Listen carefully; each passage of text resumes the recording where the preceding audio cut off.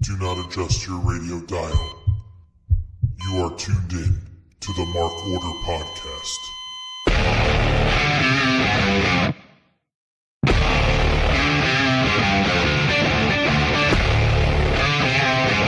Join the Mark Order.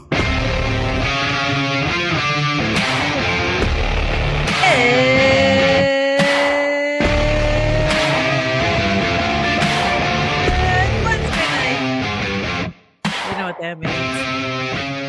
Mark Order Podcast is always a permutation of the two of the three of us of late. So that is why we have three of us. This is what we've got. We've got the rotation rocking and rolling.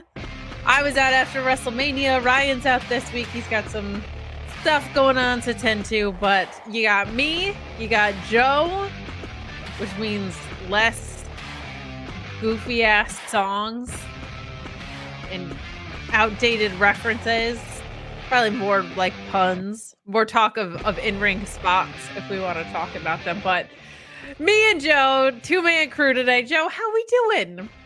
I'm doing well. We're the two most consistent members of this podcast, I would say. Easily. So, yeah. I don't want to brag, but like especially me. You know what I mean? So. Yeah. We're on a roll. But no, I'm doing well. Got back off of a long weekend in St. Louis and did St. Louis things. There's an arch. There's a baseball stadium down there, and did Budweiser tour. So yeah, it was good. Is Louis the patron saint of arches? I can neither confirm nor deny. That sounds like a Jesse Ozog question. Okay, fair enough. Fair enough. Well, when Jesse Ozog pops in the chat, if they do, we'll be rocking and rolling over here. But for now, we're rocking with an incredible crew. We got Big G here, Taylor Cannon, Pieces, Matthew Hooks, Taylor Cannon. I love Taylor so much. Sloanamite, Scott George, Kylie, Fernando, Second Lieutenant Colonel Photo. Got a good crew rocking and rolling already. And we've got a decent Dynamite to talk about. I don't know if there was anything that... Can you hear me? Yep. Huh. You mute yourself for it was an episode. I don't think it was like anything too crazy, but it was certainly not bad. A lot of really good in-ring, just not as like whoa on all cylinders, etc. As we see from some Dynamites, but I feel like today was kind of like a little bit of a promo coming out party for Will Ospreay. Maybe like he's really, really getting comfortable now on American television with some more of these like story-driven narratives with a little more depth to them. I thought we got some good stuff there, but what did you think of Dynamite overall? I'm kind of in the same vein as you. I thought it was solid. I almost thought like it slowed down a little bit in the second half of the second hour. I thought the first hour went pretty quick for me, but it's been that 3.75 out of 5 range for me. That's fair. That's very fair.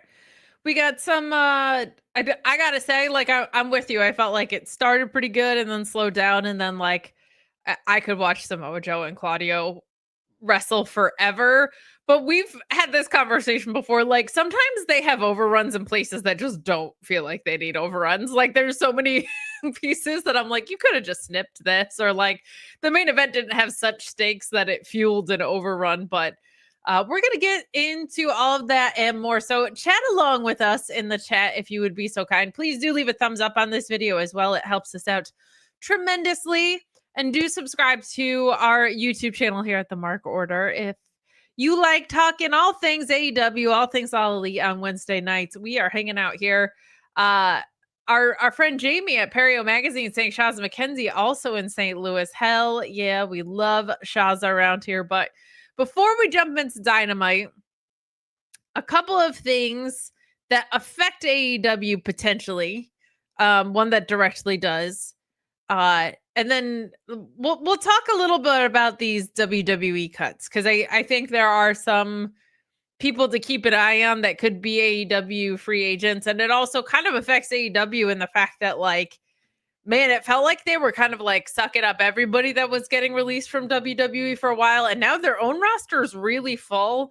And a lot of their free agent success certainly has come from WWE, but of more recent, you're looking at Speedball and Josh Alexander and Kevin Knight and Will Ospreay and Okada coming in from Japan. Like, they've done a good job of kind of diversifying where they're pulling from.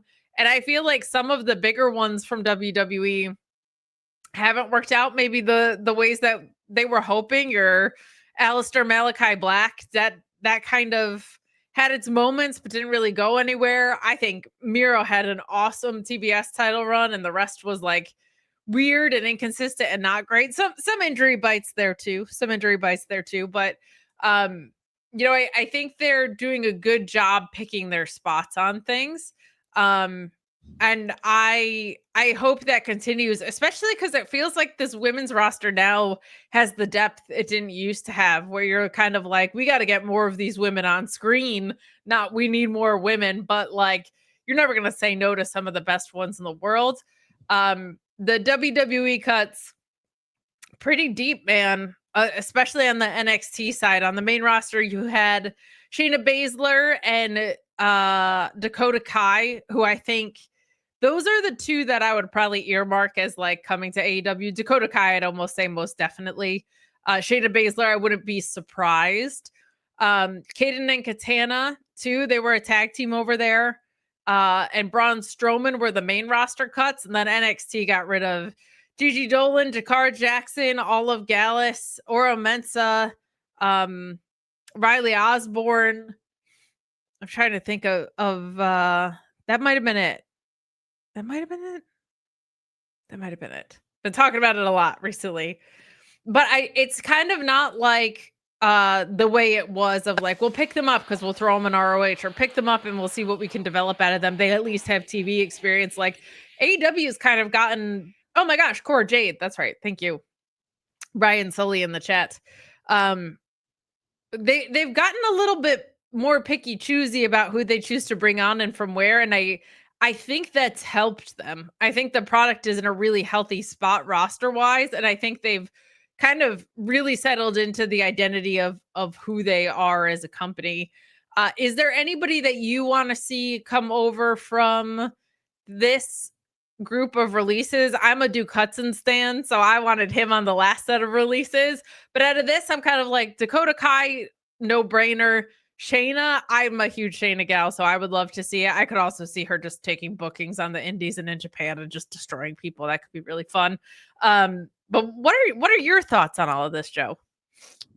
I'm with you on the idea of the promotions being a little bit more selective. I know you've kind of harped on before about, too often people get signed without creative plans in mind, or a creative plan for them to come in. And then come in, they have a couple of good matches, and then creative somehow loses them in the sauce of things. So I like the idea of being a little more selective as long as you have a plan for them. I like the idea of Shayna going into AEW. I think you got to see a lot more of her personality in the last few years in WWE, with her on the mic, her her on social media. She's a lot more than just the killer. She's really with her those Harley. TikToks. I'm gonna miss them, Joe. Another freaking Stu TikToks and her no selling all the cute dances everybody else is doing. I'm with you. Like her and Harley, her and Nyla. I mean, it'd be a lot of fun. Oh my gosh, I didn't even think about her and Nyla. Yeah, that's a great call. Just do it just for the content, man. That'd be a blast. And Dakota, yeah, I like Dakota. I don't feel like she ever got a good full run in WWE, whether it was due to career or whether her multiple injuries. But it'd be nice to see her just go and have a nice hot streak in AEW. And some of the other ones, I think you can maybe do maybe a per appearance run for a while and just kind of see if things fit, and if they do, then maybe negotiate something longer. It's so interesting, Joe, because a couple of things that have repeatedly come up. One, WWE, unfortunately, seems to have cut all of their LGBT talent. Like, there's just nobody that's out, really, that is in the company right now, on the main roster, especially. And then the other thing that has come up pretty consistently is like, TNA is now so in bed with WWE. It kind of feels like there's not a solid third option. And I don't think that's necessarily bad for the Cora Jades of the world who can go to GCW, find out who you are in Japan, find out who you are in Mexico. Like, I think that side of it's really healthy.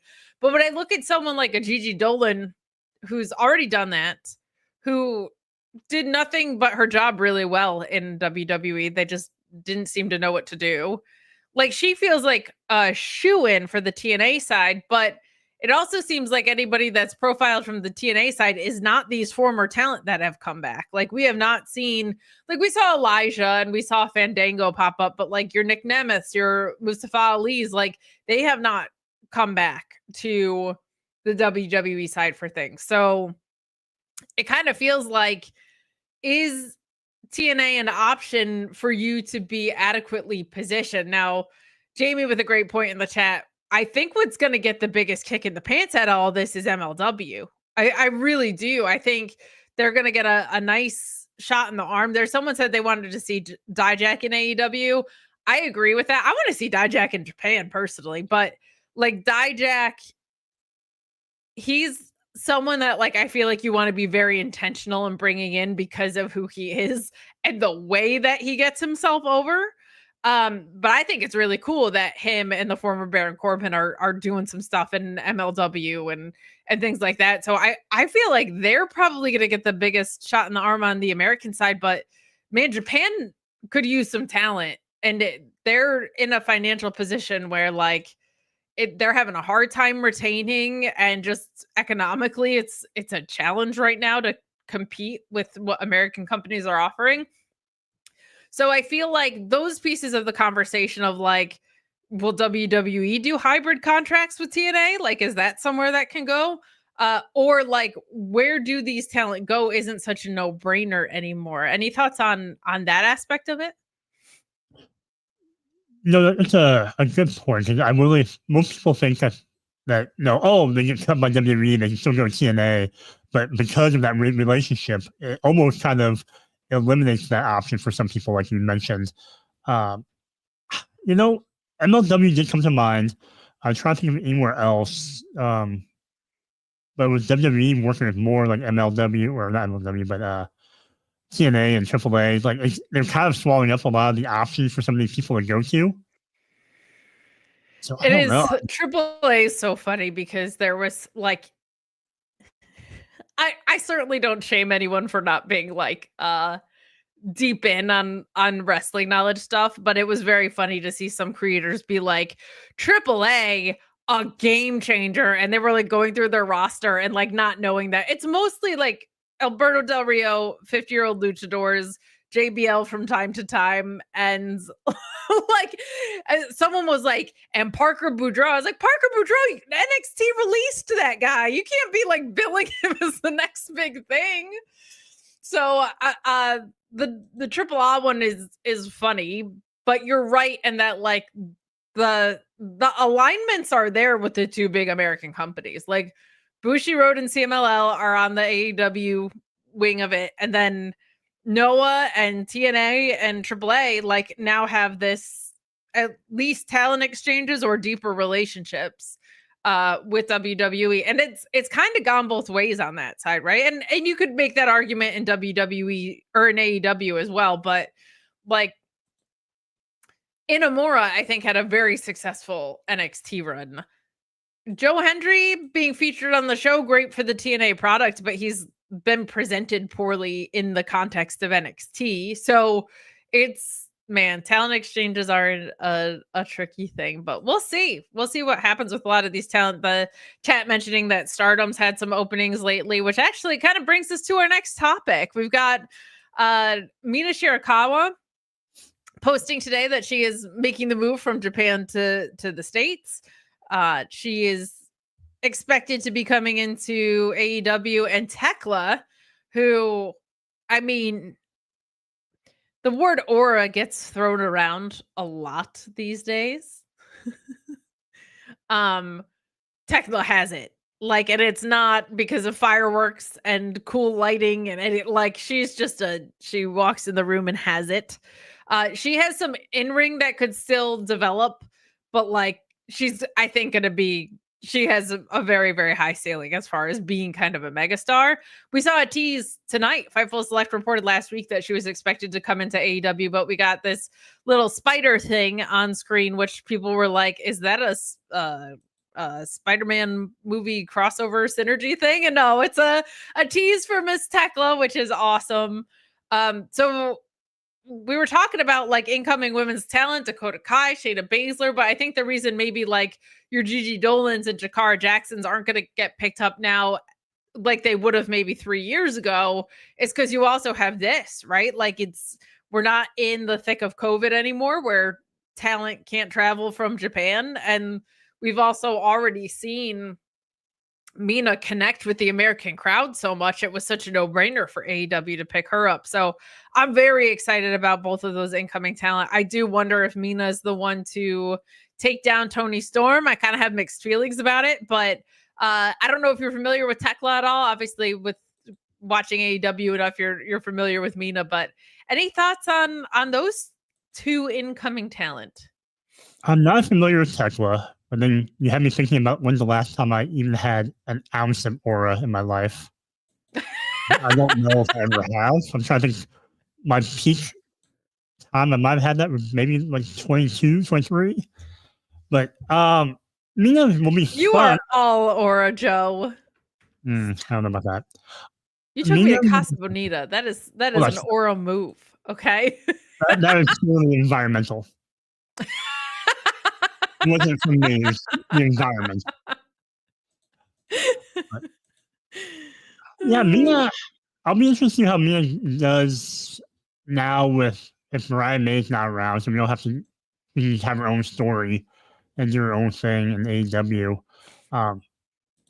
Yeah, I don't know. I think I don't know if I want to see her take the belt off of Tony though. I don't feel like she's been there long enough to be established as a main threat. So here's my thing with AEW right now. Overall, I feel like it's in a very healthy place. Like I think it's on a consistent track that makes sense for what they're trying to accomplish in wrestling. I think all cylinders are a go. I cannot wait until this Moxley title reign is done. But other than that, I think overall, I still have my complaints, but like overall perspective, I think they're in a much better place than they were even at the beginning of the year. My only kind of like outstanding overall gripe outside of some women's stuff, they're doing a great job with talent rotation. The way they're rotating doesn't always make sense. Like today's 4-pack just felt like okay. But having the 2 world championships occupied by 2 4-time champions is a little much of like not allowing new names up into the picture. And we also don't see mobility between titles. And not every company has to function like that, but we haven't really seen anybody like international title, TBS title, world title. And I think if we just had 1 or 2 of those, it would clarify like what titles are most important on the show. Like we say mid card, but like Will Ospreay was holding the international title, right? Like, so it's a little tricky in that regard, and they just need some fresher names. And whilst I adore what Toni Storm is doing, I think she's doing some of the most creative work you'll ever see in a wrestling ring. I feel like she should have lost to Megan Bayne. She could have even won it back, but like this, she won. She had her Hollywood ending, right? And so we don't need like another 6 months of her as champ in that regard. Like it feels like she's going into All In as the champion. I don't know if she comes out as it, but they've certainly teased Mercedes and Tony enough that I don't know. Like I don't know what happens there, but I do think they need to loosen up some of the top of that card. I think Will Ospreay is probably winning. It's hard to say Hangman is a wrong call, but like he's already won the title a couple times. So like we got to get some fresh names in there after.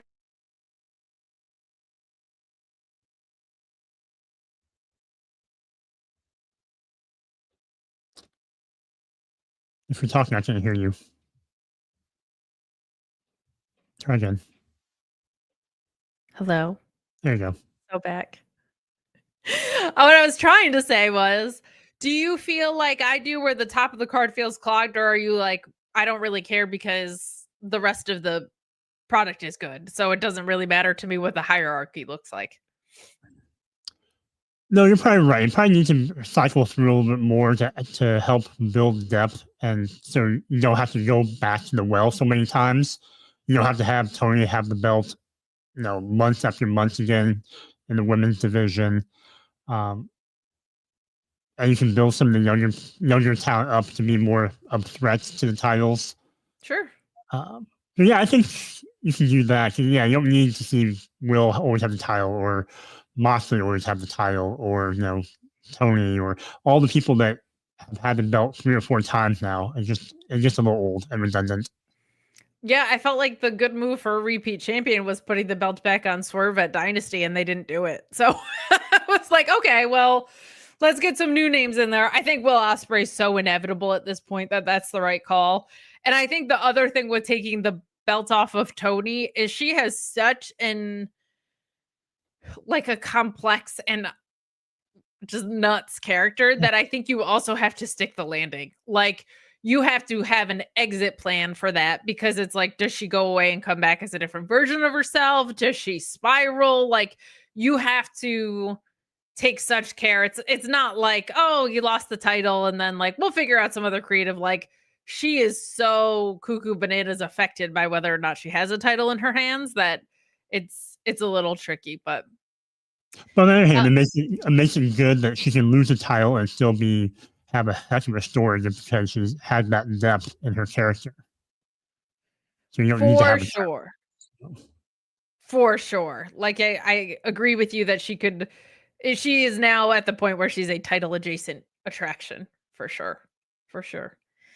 But we're going to get into this episode of AEW Dynamite. Before we do that, though, we're going to tell you about some of the other shows on the Shining Wizards Network. I was on the flagship show Monday for Kate's Corner. We talked through some of those WWE releases and some more general wrestling landscape stuff that was pretty fun. But lots of shows over here on the Shining Wizards Network, and we're going to play this commercial break to tell you all about it.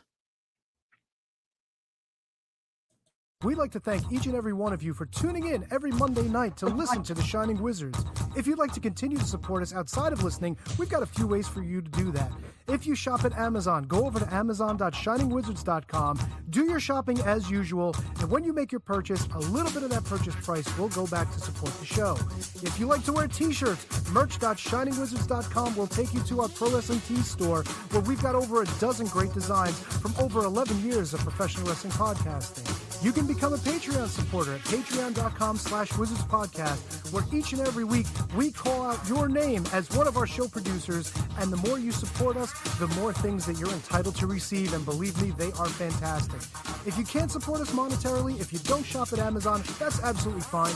Continue to listen to us wherever you listen to us on the World Wide Web, and make sure you like, rate, review, subscribe, do all that good stuff. Doesn't cost you anything, helps us out, and we can continue to bring you the love fest that is The Shining Wizards.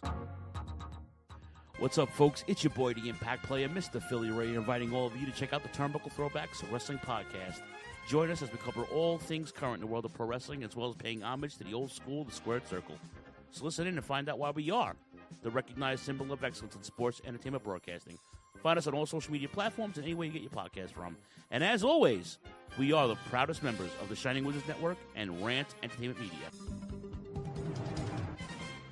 Are you tired of being lied to every day by the mainstream media? Do you want to know what's really going on in the world? Do you want to make up your own mind about things and not be told what to think or say? Then listen to Inconclusive Breakdown, a weekly anti-PC look at the world of entertainment and current events, brought to you without censorship or filters. You can find us everywhere you listen to podcasts, BitChute, and on ShiningWizardsNetwork.com. And also, we're a proud member of the Shining Wizards Network. Got 30 minutes to kill? Come check out 30 Screams or Less, where we review a horror movie in 30 minutes or less. We cover new movies and old ones too. We'll give our honest thoughts on the movie, good or shit, as well as a rating of each one that we watch. New episodes weekly, available on the Shining Wizards Network and wherever you listen to your favorite podcasts. I'm Steve. And I'm Corey. Come check us out at 30 Screams or Less.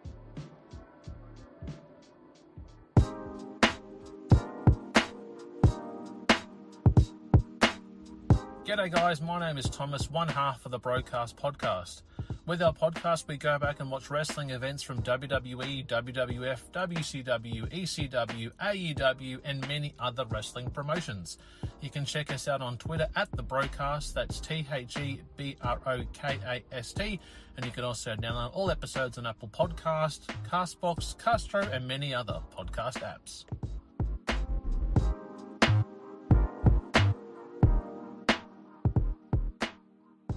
You like your music heavy? Then check out Radioactive Metal on the Shining Wizards Network. For over 16 years now, Radioactive Metal has been one of the longest running podcasts. Over the years, we've interviewed some legendary metal acts, had some awesome discussions, and cranked a hell of a lot of tunes. So join your cool Uncle Snowy and his co-host Aaron for the audio mosh pit that is Radioactive Metal here on the Shining Wizards Network. Well, the action is underway!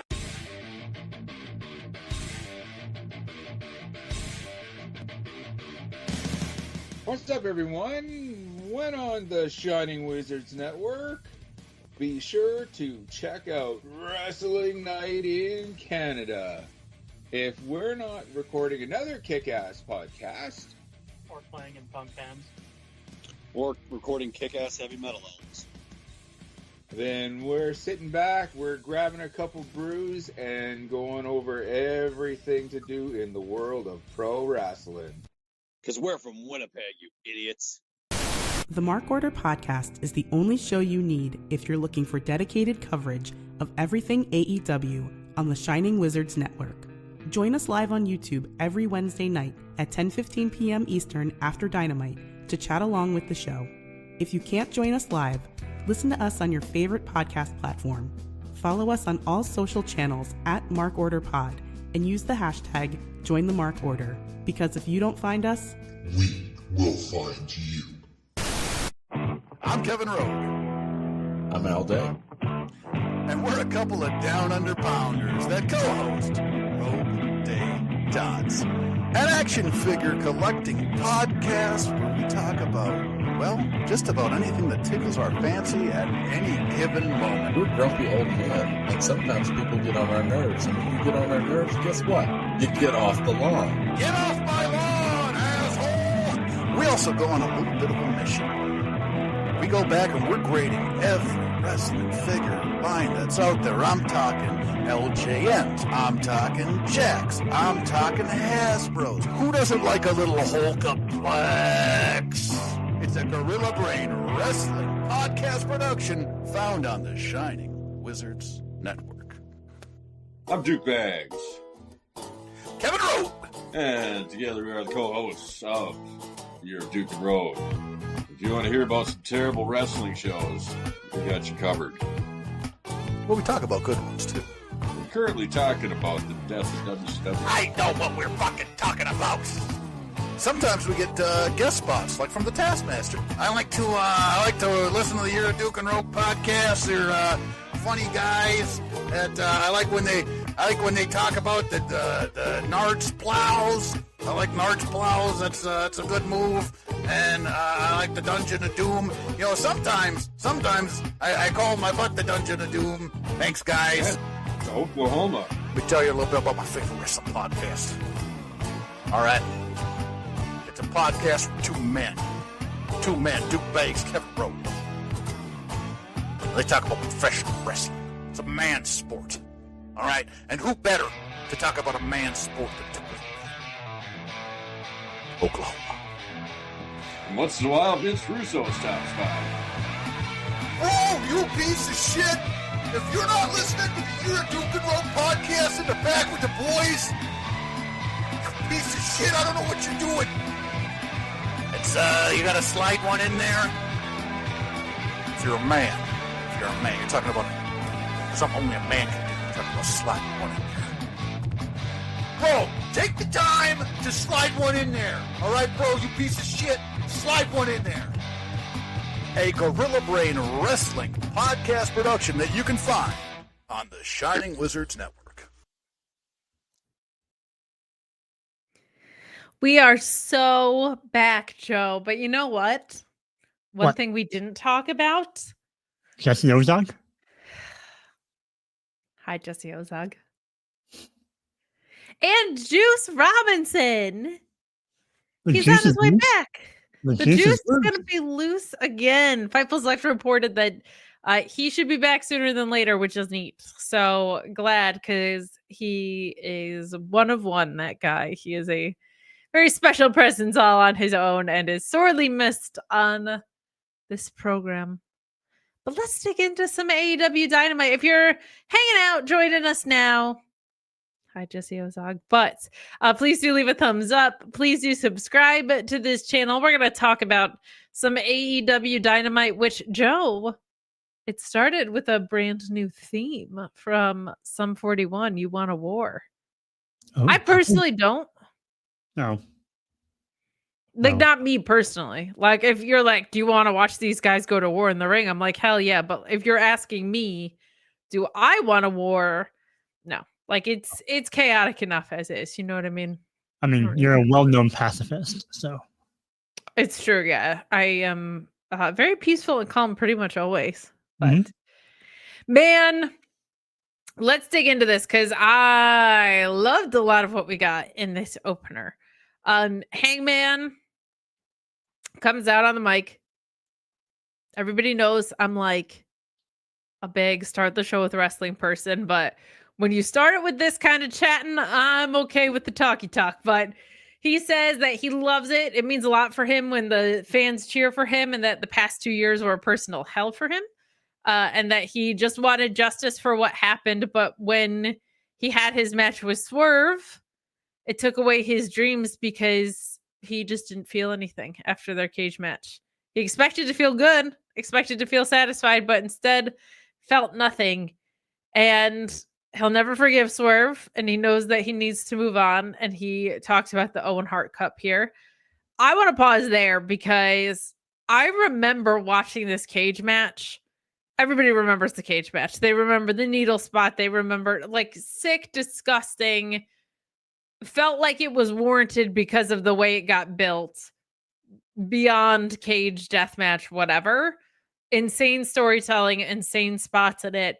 But one of the things I remember most vividly is what he talks about here all this time later of, there was this look on his face like, why am I not satisfied by this? Like, why do I not feel better after nearly killing this man? Like, you read it on his face that this wasn't, I didn't feel the satisfaction that I was hoping to feel. And he tried to make his way back to the title, and he didn't get the satisfaction of that. Like, his trajectory into this redemption has been sewn so well for so long. It's crazy. But I loved that he said that here, because I remember that part of it. And I feel like everybody remembers how violent the match was. But, like, his reaction after is an all-timer reaction. But he talks about his wins against Josh Alexander and Fletcher, and says that he will beat Ospreay in the finals. But Ospreay comes out with an all-timer line and says double or nothing will be about his ascension, not Paige's redemption. The Don Callis family shows up. And I mean, Will is just like, they're just both very unhinged. With this, like, Callis calls Will stupid and Hanger unhinged, which I love. And Will holds Hangman back from attacking Don on the ramp, which I also love, because Will knows Don Callis's tricks, right? He was a part of this family. He's seen it up close. Like, he's aware how this guy works. So this isn't going to work on him. And Ospreay and Paige just stare at each other. And Callis kind of continues just to stir up the tension that's in between them. But I thought this was an awesome. I'm not normally yeah, give me 15 minutes of chatting to start the show, but this shit was great. Like I had a blast watching this. I love how much Ospreay dug in on this. Like he is stepping into the moment. It is his time. Like I adore that. That's some good shit. What did you think of what we got in this opener? Yeah, I'm a big fan of the opener. Big fan of the promos by both Heyman and Ospreay. I like the fact that Heyman kind of talked about, moving past Swerve, which is what people have been trying to tell him to do, and how this kind of road to the Owen Cup has kind of been almost a payoff for doing so, for kind of moving beyond Swerve, and you're getting a step closer to what he wants again. At the meantime, also with Ospreay coming out, I felt like it gave this match another level of stakes besides a shot at the world title. It's also about, being that top babyface spot, being the face of the company. I thought that was a nice little addition to this match and this build. The one part of this that I didn't care for was just the usual trope of setting up the Can They Coexist tag match. Yeah. There are, but there's some tropes that I'm not a fan of them falling back into, like the way that they're just going back to using multi-man matches to set things up again. Like I hear you. Like it did definitely set that up, but we're going to talk about what happens later here. And I think the fact that Swerve got pinned and he kind of needs Hangman, like this is Can They Coexist for real? Like this I think is going to feel so much more valid with that trope, because it's not like, oh, they didn't like each other and now they have to fight for the set. Like this is they are making weighted decisions, and like they have wounds. They have wounds that they need to work through. So I'm with you, and that trope is tired, but I feel like in the same way that I felt like John Cena earned a "You People" promo. Like I am tired of that promo, but like if anyone's earned it, it's that guy. I feel like this story has earned the Can They Coexist tag match. So I'm okay with it, but I hear what you're saying loud and clear. Loud and clear. Are you talking about the Can They Coexist between Swerve and Heyman, or Heyman and Ospreay? Oh, I was talking. I guess I was seeing the Can They Coexist ahead of the through the trees of Swerve and Hangman. You're talking that one. I'm all on board with. I'm talking about the Ospreay preceding one. I got you on that. Yeah, it's tough because I get it with them both being faces. Like they're kind of on the same side of things, but it is very tired of like, you're going to be facing each other for a shot at the world title. Like not big on that. Not big on that. So I'm with you. And the chat pointing out something like they don't do that trope a ton in AEW anymore. They just do it across all of wrestling. So it's tired in that sense, but I can't say it's tired in the context of AEW, which is fair. But some good stuff opening the show. I'm going to skip ahead to some of the MJF stuff because we get a backstage with Ospreay and MJF as well. MJF, man, just, I don't know what to tell you. Like, this guy is desperate for everybody's attention, and he wants the love of the people. But I love, we get this backstage with Will Ospreay and MJF, and MJF says, I hope you win the title because I beat you for the international title before, and it's going to be another easy dub. And I love that he used that. He's really good at picking out phrases that trigger like moments of the past, because last time he said easy dub was when he had the oxygen mask on after their 1 hour Iron Man match. So I appreciated that. But I also really liked that Will got very like sincere. We're starting to see more dimension than I love wrestling and I'm happy to be here from Will. And he's had his moments, but like he's gearing up to be world champion, it feels like. So seeing this come out of him is important. But I love that he was like, If you wanted a shot at the world title, why weren't you in the Owen? If it's going to be so easy to beat me, pal.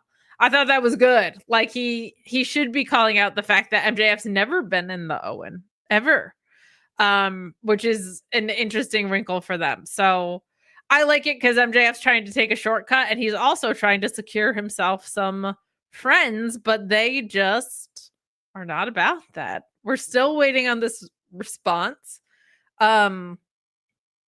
We get Alicia Atoot, who tries to get Bobby Lashley to tell her whether MJF is going to be in the Hurt Syndicate or not. And we get a new character here, which is the Hurt Syndicate's legal counsel, Harrison Landau, who said MJF, who advised everyone to tune in next week for the response there. With the last name Landau, I was like, is that Damian Sandow? But it's not. It's a different guy. I was hoping because he would kill a role like that. Questions for you. Where do you think this is going? And do you think we're getting Cedric Alexander coming into AEW? Because I think his non-compete is up and he'll be available for such a thing. Your thoughts? I'm really hoping that Cedric comes in and they can have him in there. I still want that swerve to be, act like you're going to take MJF in, but it's really Cedric or something. I don't know what they're doing with the lawyer thing. I don't know. If I'm Mark Sterling, I have to feel like, like there's a lawyer on the block on my turf. I know. It's like how much legal counsel is running around this place on screen that we and MJF has used him in the past, so maybe maybe it's on the other side. Maybe it's the other side. But I'm interested to see what happens with the MJF storyline. And poor Top Flight had to sacrifice themselves for MJF tonight. They did. Well, we're gonna get to all of this and more. But let's talk about something that everyone loves, which is butts. People love butts, and nobody loves butts more than Harley Cameron. Big butts and boobs gal, the Harley Cameron over there. Anna Jay says, "You had my butt with two hands last week. Are you going to have my butt tonight in this fatal four-way?" And Harley Cameron says, "Of course I will. Of course I will." We do have this fatal four-way eliminator between Timeless Tony Storm, who defeats Thunder Rosa, Penelope Ford, and Anna Jay. Mixed feelings on this because it felt obvious that Tony Storm was going to win. I like that she's undefeated at eliminators because it feels like they're setting up for the first person who wins that eliminator is it's gonna be a moment, right? It's gonna be something big. But also like don't make Thunder Rosa and Penelope Ford and Anna Jay look like chumps, especially Thunder Rosa being a former champion. But I also get it because it's a four-way, right? But there was some fun work in this match. Penelope Ford is like becoming sneaky good a little bit. Like she came back and you were like, she's really serviceable for the position she's in, but like you're starting to see little pockets of like, oh damn, okay, I didn't know about that. But Harley Cameron also, I guess, has talked to Riho lately, and there's a lead pipe that gets involved here to circumvent Megan Bain's interference, as you would expect with Penelope Ford. So I thought they did a good job building out that title adjacent feud that's been cooking up with this.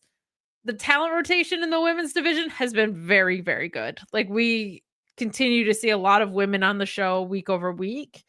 The intentionality about how they're being used isn't always the strongest, but I'll take it. I've done enough griping about the women's division in the 5 years that AEW has been on that, like, if that's the point I'm at, if that's where my frustrations are, I'm kind of all right with that. I'll take it. What did you think of butts, first of all, and then also our fatal four-way here? To quote a famous rapper from Seattle, I like big butts. I cannot lie. We would never ask you to, but I'm glad that you clarified. How do you feel about butts specifically, or is it like a liar situation where you can't lie in general? That's true. I mean, okay. How do you feel about TNA? How do I feel about total nonstop action? Well, Too much action. tenacity and aggression, yeah. Fair. Tenacity, a big fan. Aggression, I like to pick my spots. That's fair. The 4-way match was, I guess, a nice way of just getting more women on TV since you only have one match. So I kind of thought maybe they'd give someone a win here, like Thunder, just so Tony had a match or had some kind of build in between now and All In. So she's kind of waiting for, what we all think Mercedes is going to win to face her at All In. So I thought maybe she needed something in between. But I do like the fact that it wasn't the usual, 2 faces and 2 heels in a 4-way. I like that. It was a little bit different dichotomy that way, and it really had a lot of things in it. Thunder looked really good for the first half of the match. She had Tony had a beautiful fisherman suplex. Yeah, there are multiple truth stomps. I mean, it had everything. So it's true. Yeah, I don't mind it. It was just it was there.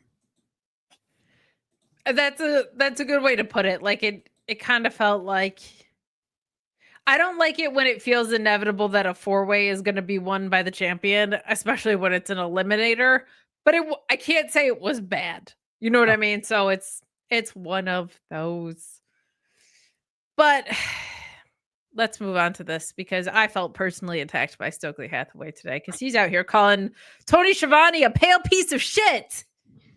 And as one of the whitest white girls to ever white girl, I am hurt.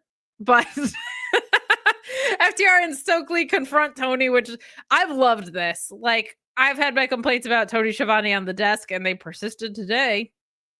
But like, his involvement in storylines and his interview reactions are always great. And I've had a lot of fun with this with FTR and Stokely. I think it's been great.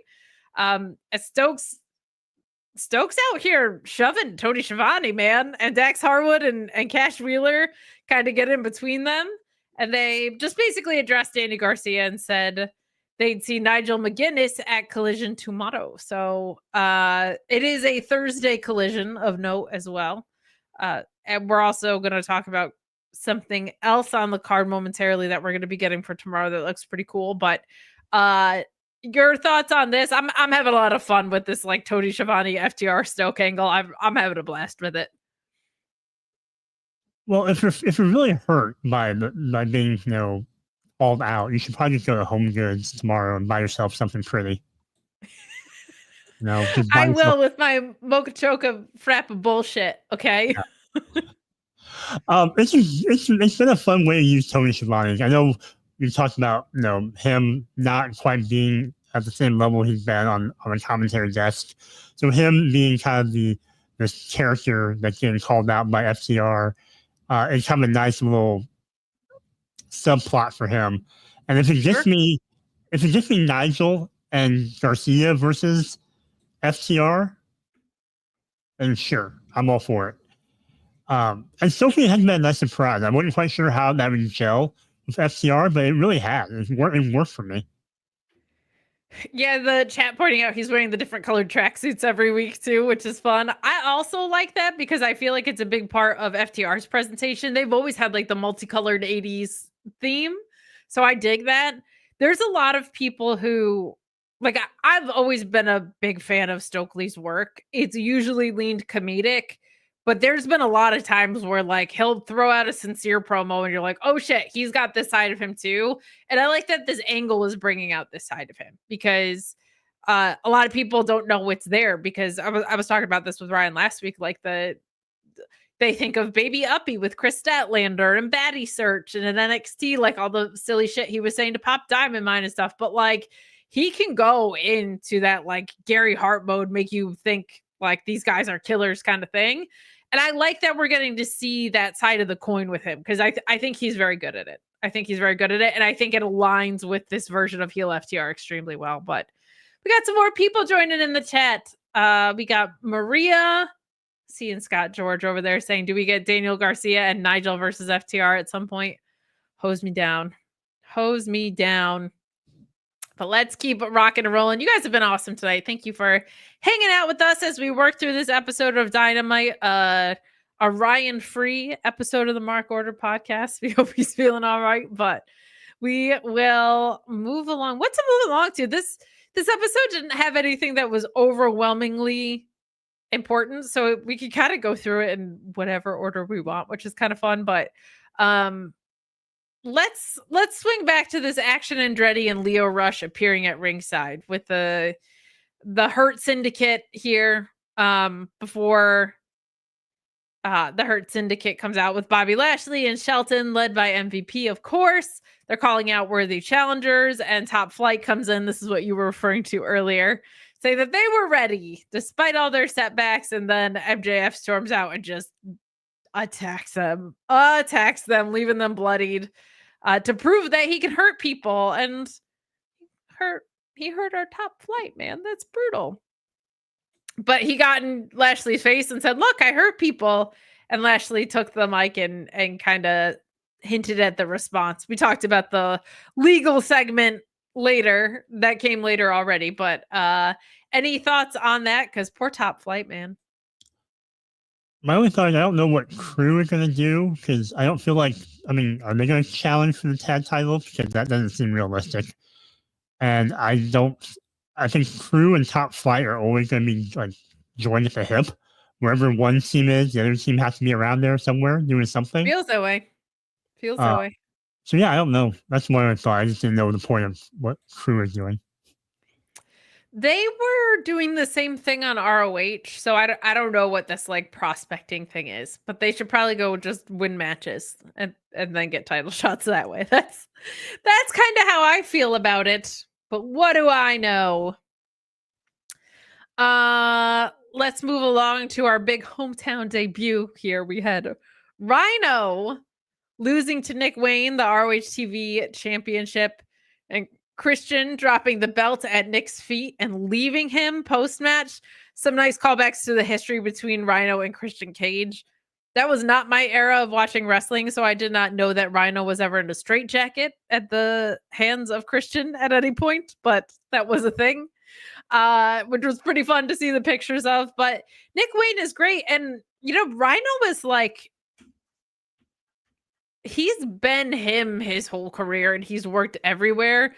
And I'm very impressed of like how he can kind of keep who he is this late in his career with the style that he wrestles and the size that he's at. Like, people talk about that with high flyers and stuff all the time, like your RVDs of the world. But like being a guy that size and wrestling the way that he does, like, that's a lot of punishment too. Like, delivering a lot of punishment means your body also takes a lot of punishment. So I think that's awesome. Like, I think he's one of the few guys people don't really have bad words to say about in this industry. And it was a good use of, like, if you're going to do an ROH TV title defense, why not something like this? And it sows the seeds of dissension with Christian even further. So what do you think? Yeah, I forgot that Rhino could still move that fast and move like so agile for his age and size. But yeah, it's a nice hometown pop. Being in Detroit makes sense. Rhino pretty much dominated a good chunk of this match, if not for kind of a fluky out of nowhere kill switch. And I kind of like the idea of Christian's trying to tell Nick Wayne that he can't win without him, whether it's with his help or with his moves. Like, you're still needing him to win the title or to hold the title. So I like that. And I really would have thought that Christian would have been the one who got like jumped out of this group, but now we're going to probably get like a Mama Wayne like low blowing her son. And that's yeah, it depends what direction they choose to go. It's kind of interesting. Like, this is something that I know Sean has been saying at Fightful forever. Like, the heel and face tag team dynamic is something that is a lost art a little bit of, like, I know this guy's an asshole, but he's my asshole, and how fun that could be with like a face Cope and a heel Christian.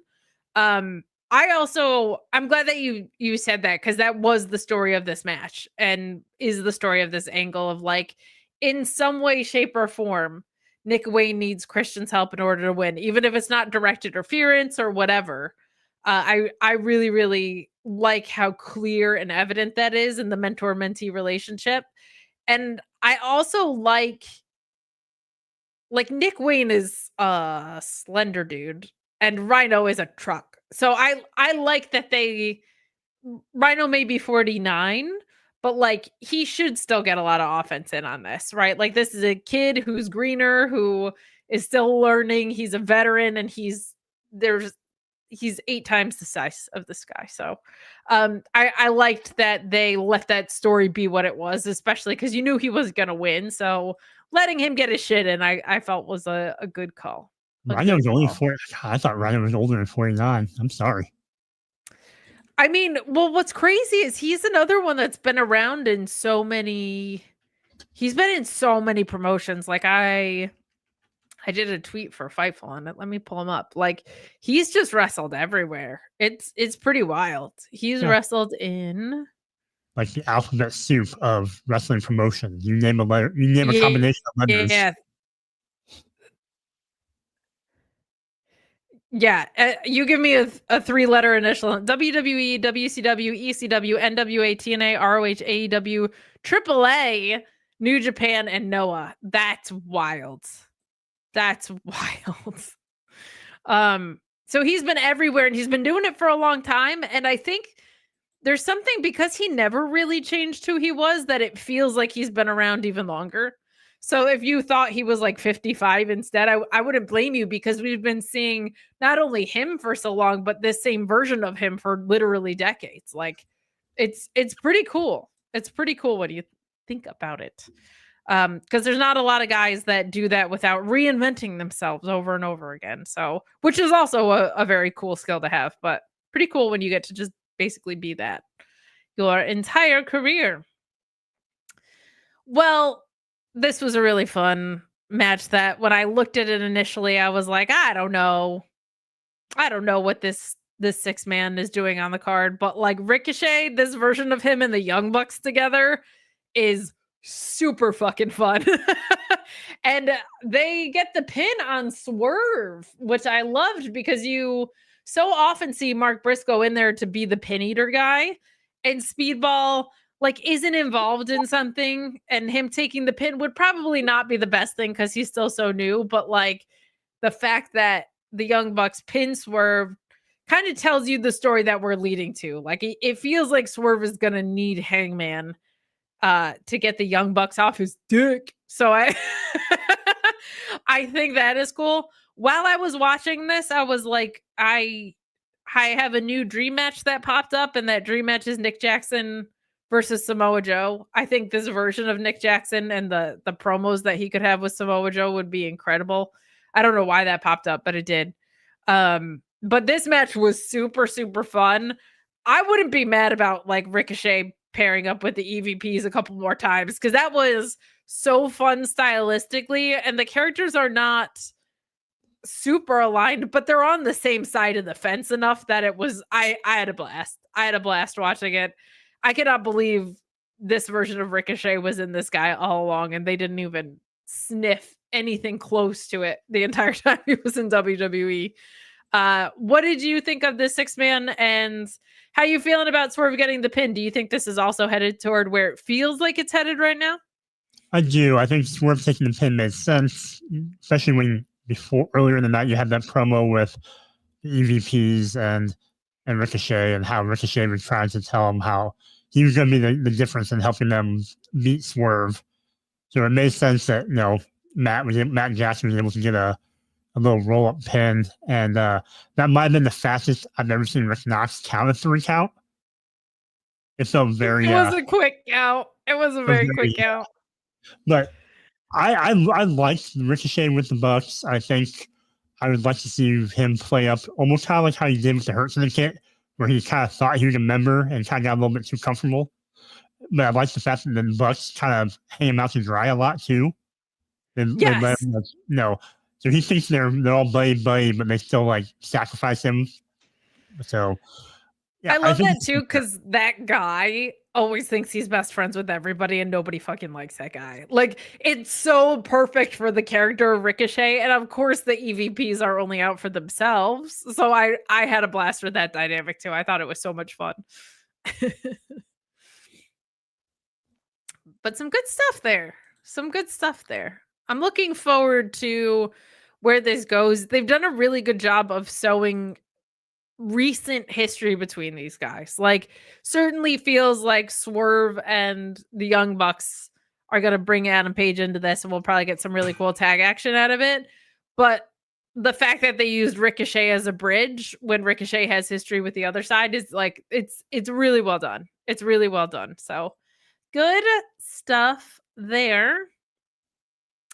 Well, we get footage from Collision that shows Sammy Guevara winning a $100,000 Fatal 4-Way match. And after that, Rush was featured in a vignette that blamed Kevin Knight for the loss, and he later murders Kevin Knight. Let's talk about that right now. This was a Continental title eliminator match where Okada beat Kevin Knight. I liked the way they protected him here. I think it was Jamie in the chat mentioned before, like, he was surprised to see Nick Wayne on this episode because he has to get on a plane and go to Japan. Like, they're doing the Battle of the Super Juniors pressers coming right up. Kevin Knight also has to go do that exact same thing. I think they've done a great job of making Kevin Knight present on the show, look good, but not get so heavily involved in something right before he goes away. Like, he's going to the Battle of the Super Juniors right now. He won't be on AEW television because of that for a little bit.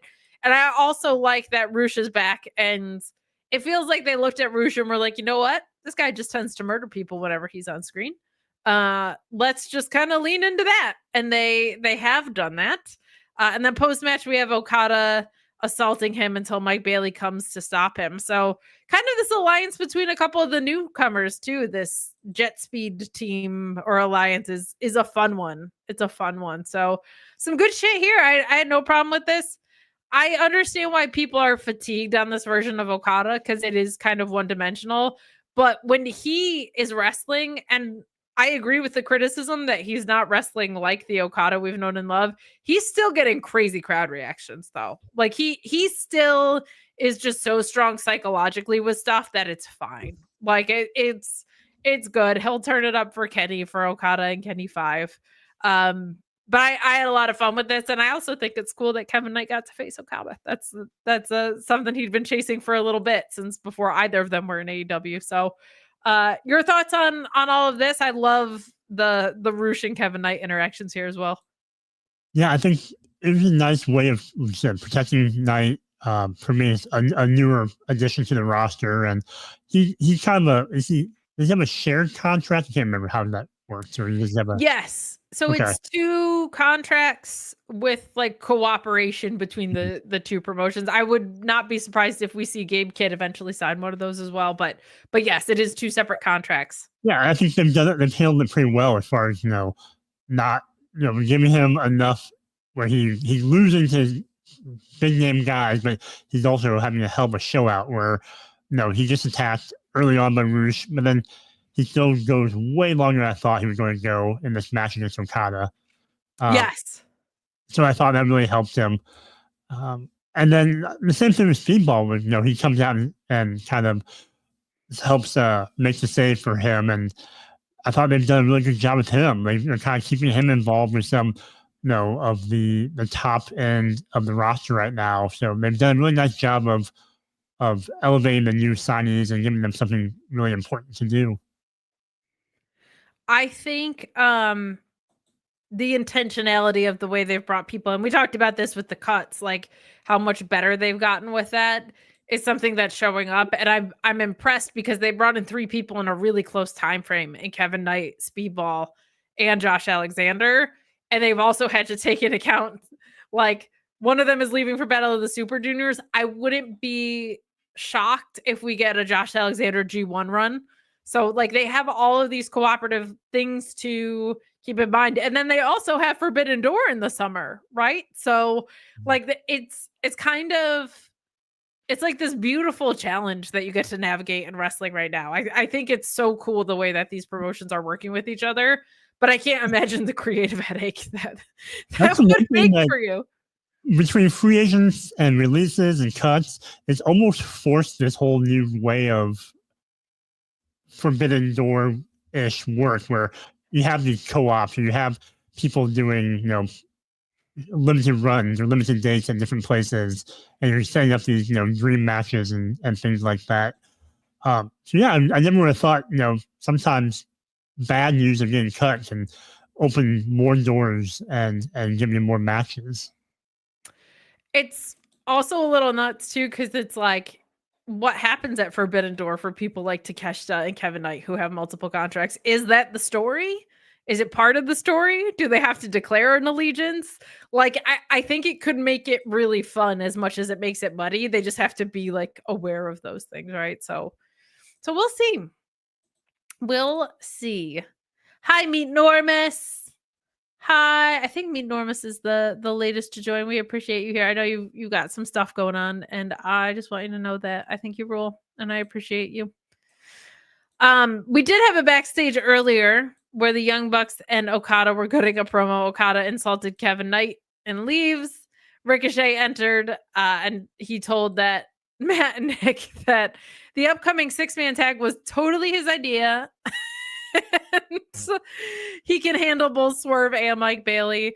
And then Matt and Nick find the Death Riders waiting in their locker room, and Marina Shafir slams the door behind them. So I'm glad they didn't just forget about that, because they've done a good job of leaving it ambiguous. And I was like, is it going to be ambiguous because it's a cop-out? But no, like it feels like they know that's a loose end that has to get kind of tied up in this. I have been on the train of Jon Moxley, right, is like supposedly running through this roster on a rampage, crushing egos nonstop. Will Ospreay is not, he's obviously going to be the guy to beat him. He's not like cut out to be the guy to beat him from a physicality standpoint. So who comes in and counsels Will Ospreay on how to beat Jon Moxley? Someone that knows Jon Moxley better than anyone. Somebody that has been both his friend and his mortal enemy. Somebody whose parents have mentioned on screen. Somebody that he's would dive into an exploding ring for, even if that ring just kind of lightly went. Renee Paquette. Eddie Kingston counseling Will Ospreay to victory in exchange for a title shot when Will wins, and giving Jon Moxley the gift of an out program and Moxley an incoming program, and Eddie an incoming program when he's ready, I think is the fucking best thing that they could do. Now, I don't know if Eddie wants to be on screen while he's injured. Like, some wrestlers just don't like that. They don't want to make towns to talk. They don't like it that their characters would show up at work when they can't fight. Like, I could certainly see Eddie Kingston being that kind of guy. But the idea of Eddie Kingston counseling Will Ospreay makes it so much more believable to me, because it feels like Ospreay can fucking bring the fight, but like he's not cut out ring wise to be the guy to dethrone Mox. He's the best wrestler in the world, maybe, probably, but he's not like the brawler kind. He's done some crazy deathmatch shit. I've seen it, but like Eddie Kingston, knowing him better than fucking anybody, being the one to help take them down, I think could salvage so much of it. So much of it. So that is where my head's at with that. And doing it in exchange for a title shot, like, yes, give me Eddie Kingston versus Will Ospreay, and that's a clear motivation as to why to do it. So that's where I'm at with that side of things. Do you like my booking? Yes or yes? Tough choice. I do. I'm trying to figure out who would plant that seed or that idea in Ospreay's head of like, you should go seek out Eddie. No, go see the shaman and traverse the streets of New York until you find him. And then, if anyone can close that gap, it's Eddie. Like Eddie coming back to be like, I can't watch this guy continue to do this. I'm already moved by the promo. Can't wait to see Will come out and fight Moxley in a pair of Timbs and a beer. Will Ospreay with a fucking gas can, but still having his robe on. Incredible stuff. Incredible stuff. Oh, man. Well, let's keep rocking and rolling. You mentioned Renee Paquette. Jamie Hayter just in full Daphne core was unbelievable for this sit-down interview. She's someone who was, before she got injured, obviously one of, if not the most over women in the women's division. Not a lot of promos from her in that time. It was pretty much all on her awesome theme and off of wrestling.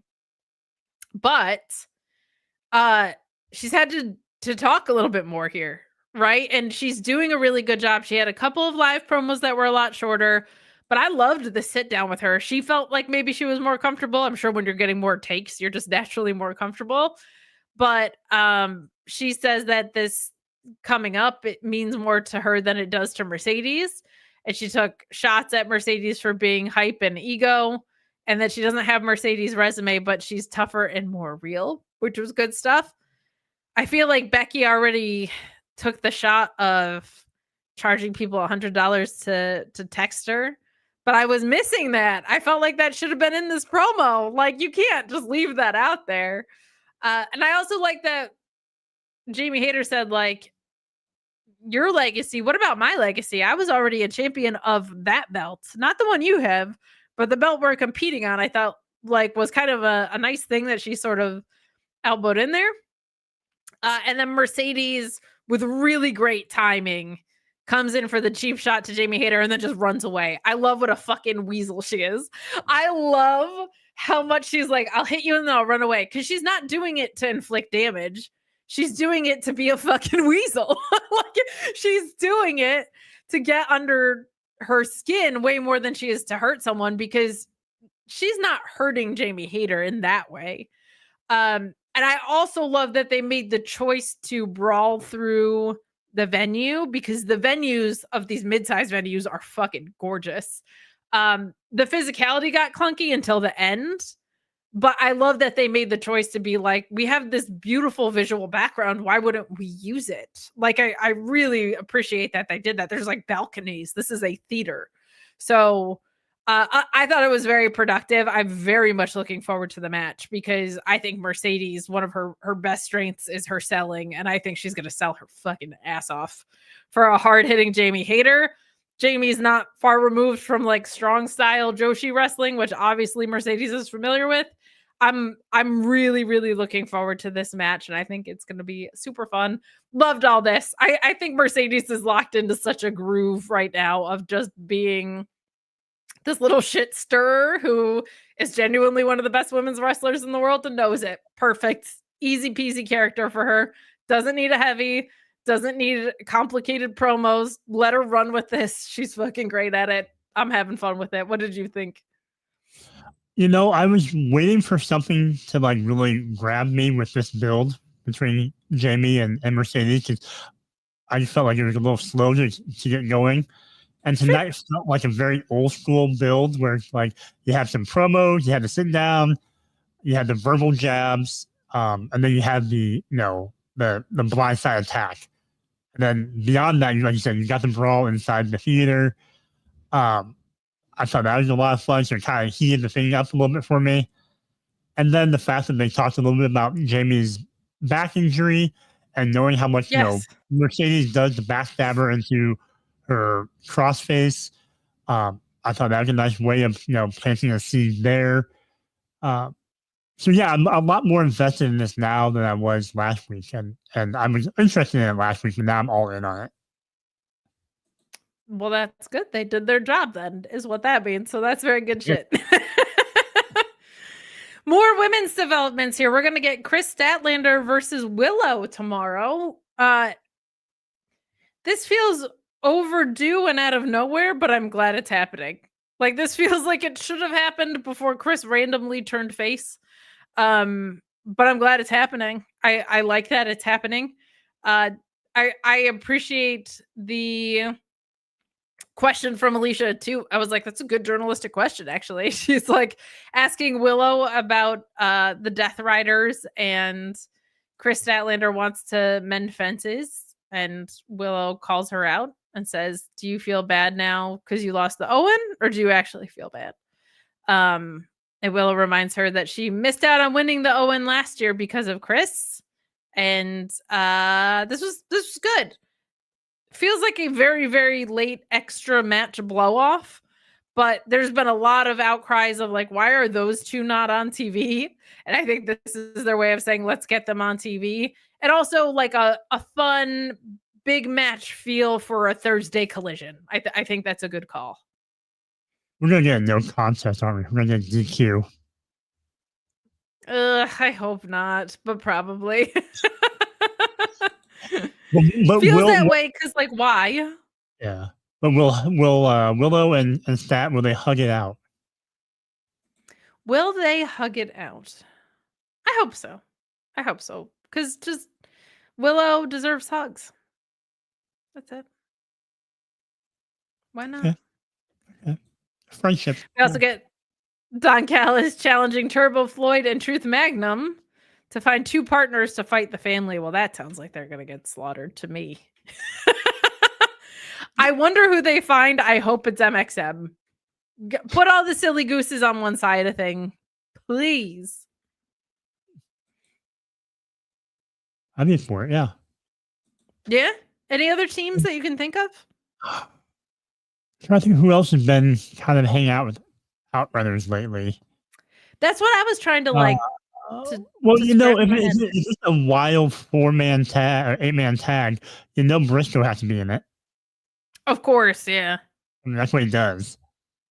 I was thinking about like in AEW, there's always some lovable Misfit Toys island stable. Usually they're loosely affiliated. What about I don't know, Paragon? JPJ has a good one. What if this is where Private Party comes back? I feel like they're gonna get murdered though. That's true. So I don't know if you want Private Party to come back to get murdered, but I would love to be like, oh my god, is that Private Party?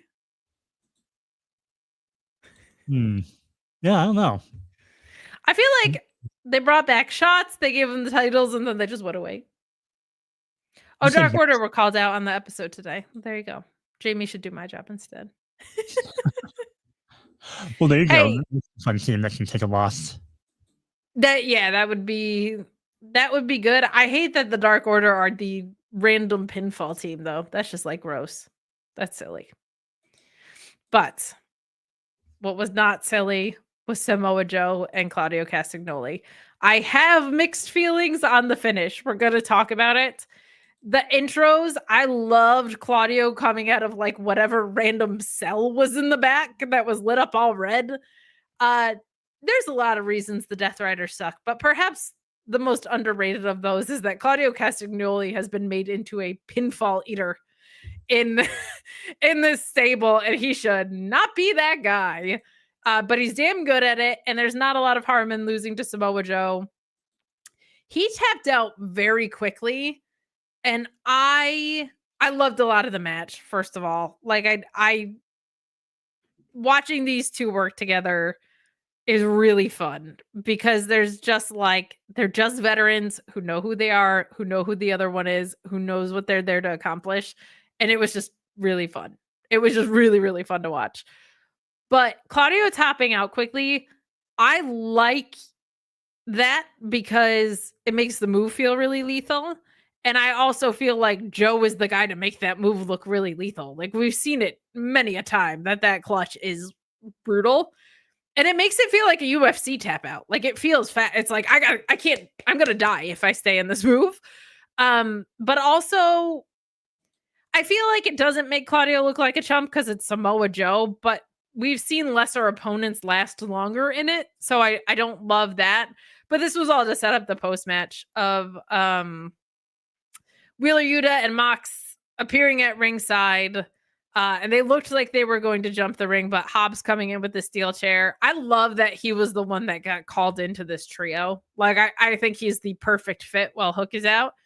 But But Claudio gets hit with the chair and drops abdomen first onto it, which is like such a great looking thing. And Shibata is injured by the Death Riders previously, so it's like a nice little tie in there.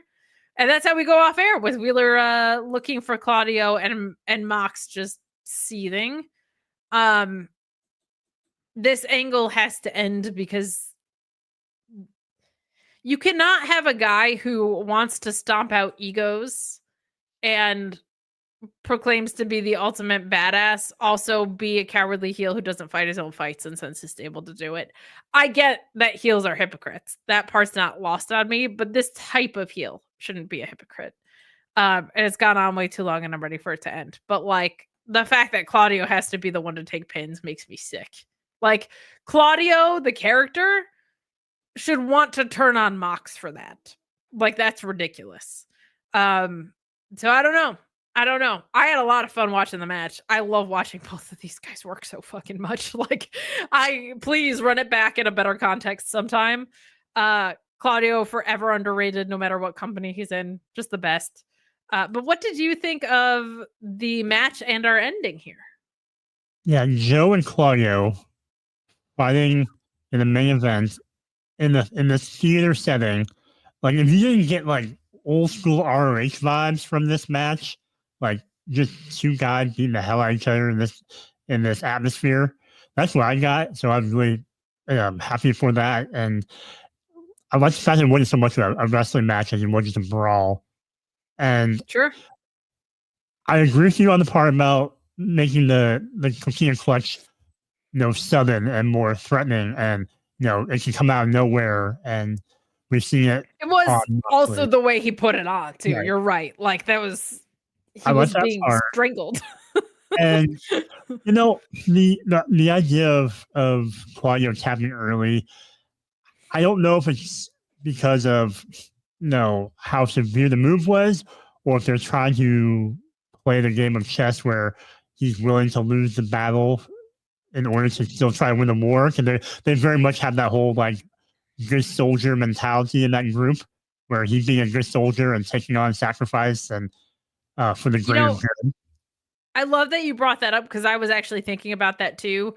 That's also the wrestler that Claudio is. Like there are times where I don't want to say he cranks up his effort in more important situations, but he rises to occasions differently when there's stakes on the line than when there's not. And I love that about him because he doesn't really lose anything by losing this match. I mean, he's not there to beat Samoa Joe. He's there to just soften him up and inflict some damage on them.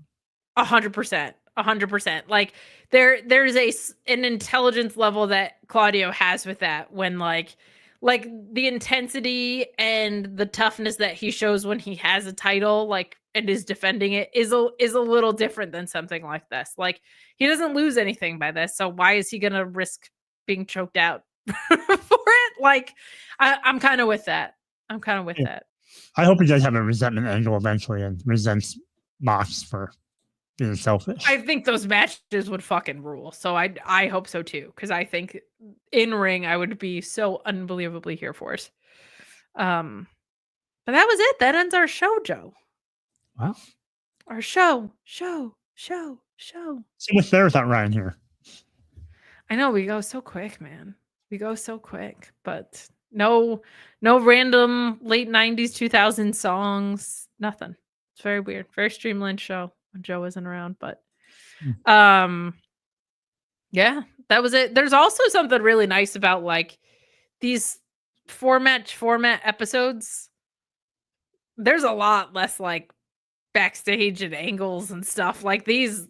They're like, we're the best wrestling. You're going to see a lot more of the wrestling part than you have historically. Like that is very vivid in the recent turn of events with this product. So I like it. I'm here for it. It's their sweet spot. I feel like is that 4-match episode because you have things like that opening segment, right? Like good shit. Good yeah, shit. I think the flow of the show has felt better in the last few weeks. It felt like it's moved along a little bit faster for me. For sure. We did get some 41 though, so close enough. Well played. Well played. Good point. I was wondering if it was new. I missed last week, so I didn't know if they brought that new song last week or if it was new for this week. No, I think that was new for this week. New for this week. So better than the Pointer Sisters for sure. I'll take it. How many theme songs have we had for Dynamite in the 5 years now? That's a good question because they've had a couple since they got rid of just the first Light the Fuse, right? Which was there for like 3 years. And now they've had like 4 since. So it's still my favorite one so far. I loved the original. Yeah. I loved the original. But well, that's it. That's our show for today. But Joe, thank you for being here when Ryan wasn't, because you're the kind of guy who, for the show, would give their shirt off their back. And if you needed to order a new one, you might as well get one with the Mark Order podcast logo on it, right? 4 t-shirts available at Pro Wrestling Tees. We got double-sideds, the 2 on the right there. Big fan of the pocket square myself. But head over to ProWrestlingTees.com. I'm sure they're going to have a Memorial Day Mayhem sale. And you're going to be like, I am $19.99 away from the shipping charges. What can I order to beat them? Well, we've got you covered, darn it. Head over to the Mark Order podcast Pro Wrestling Tees store and pick up one of those lovely, lovely designs. But guys, we're going to head out of here. Before we do, Joe, in your Nick shirt, how we doing over there? How we feeling? Oh, I'm good. There's no better team to come down, come back from 20 points down. There you go. Nick, yeah, that was, I'm not really following it, but it was funny because I saw on my timeline, everybody be like, this team fucking, oh my God, what has happened? Like crazy. Yep. Crazy. Hey, it's always a better day when a New York team beats a Boston team. I agree with my whole heart. Even though I see JPJ in the chat, I know he's a selfish Boston. I know. He's such a great guy, and then you remember he's like a Red Sox fan, and New England sports, but we love you. We love you, JPJ. But Joe, outside of the Knicks, if people want to learn about Kicks, because you have quite the sneaker collection, if people want to learn about Kicks, perhaps the cereal, where can people find you, everything you're up to, where you are in life, your address, your cell phone number, your blood type, your social security number? Where can we go to find that information? Ooh, I'm going to dox myself. Okay. You can find me on social media at _Asian Joe. You can find all sorts of randomness I come out of my head. And I still do have a cereal blog. I do. I just haven't done one in a while. I thought I'd let Ryan catch up on his history blogs first. That was good of you. That was good of you to share the spotlight. You're also so trim over there, Joe. Feels like you're not probably diving into weird, wacky, sugary cereals at this moment. Not enough. Which is kind of the hallmark of the blog, I feel like. Not enough, yeah. But it's like competitive eaters, like it's not fat people who eat those. It's always like the tiny Asian woman who wins the That's so true. So it's always who you least expect on those competitive eating situations. I hear you. I hear you. You can catch me at Miss Kate Fabe. Go to my YouTube channel and subscribe there. And social media is stupid. I'm exhausted. Please don't follow me. I'm done with it. But if you're watching this, you're probably cool. So please do follow me on social media. We will be back next week. It is my birthday, so I don't know if I specifically will be back next week. I think by that time I should be. I'll probably miss the episode, but maybe hop on here. It is beach break, though, so it's a big one. So you're going to want to stay tuned for it.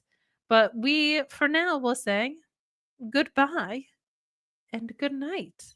This is normally where Ryan would narrate the outro. Okay, yeah, Ryan will narrate. I'm going to try to scroll through. There's my outro overlay.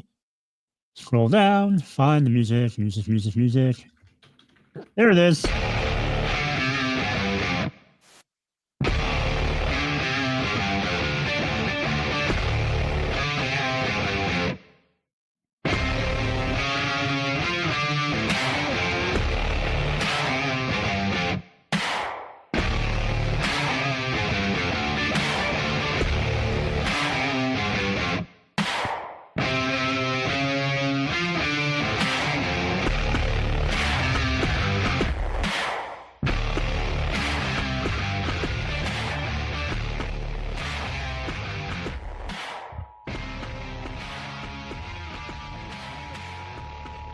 This concludes the Mark Order podcast.